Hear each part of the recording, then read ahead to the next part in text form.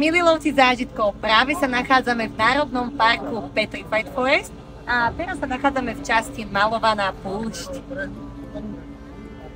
Maľovaná púšť v tomto národnom parku je známa svojimi živými farbami a bohatou geologickou históriou. No v tomto národnom parku sa nachádza aj niečo zaujímavejšie. Počuli ste o skamenenom lese? My sa dnes nachádzame práve tu. Hlavnou atrakciou sú skamenené stromy, ktoré vznikli už počas obdobia trasu pred 200 miliónmi rokov.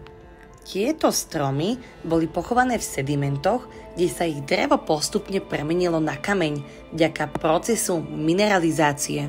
Namiesto toho, aby sa drevo rozložilo, voda bohatá na minerály postupne preniká do dreva a štruktúra dreva sa zachová takmer nepoškodená. Toto miesto je jedným z mála miest na svete, kde sa môžete prejsť doslova miliónmi rokov.